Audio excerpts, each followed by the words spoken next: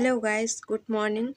দেখতে পাচ্ছ আমি চান টান করে আমার নানি বাড়িতে চলে আসছি। এই যে আমাদের নানির রুমটা, তো আমার নানি আমার জন্য রান্না করছে, ঠিক আছে।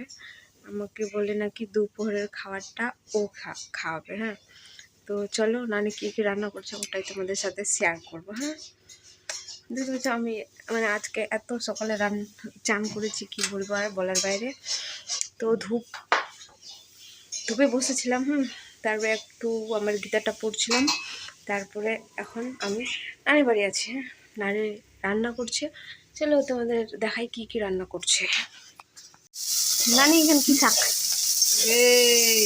কবি, আলু, আর ঝোল।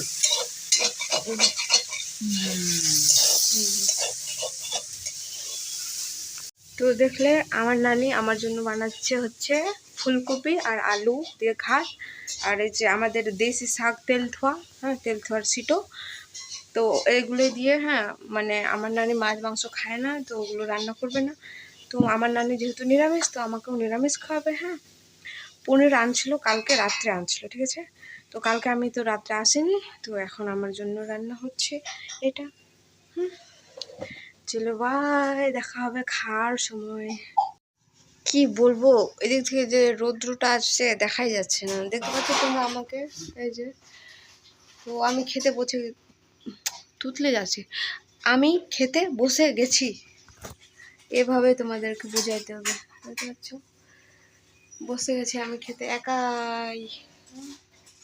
তো এখন আমাকে পরিবেশন করবে, ঠিক আছে। এতটা মানে মান যত্ন মানে ইসে করে খাওয়ায় কখন, যখন মেয়েগুলোর বিয়ে হয়ে যায়, ঠিক আছে, তখন।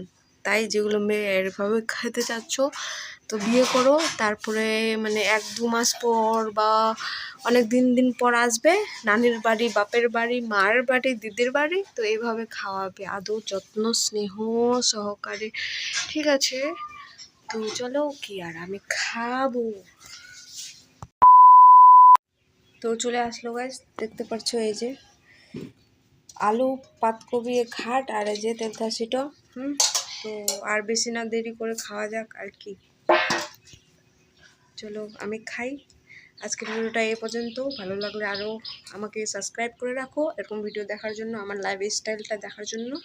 তো আমি রোজই ভিডিও আপলোড করি, তোমরা সাবস্ক্রাইব করে রাখো আমার ডেলি ব্লগগুলো দেখার জন্য, ঠিক আছে। চলো টাটা।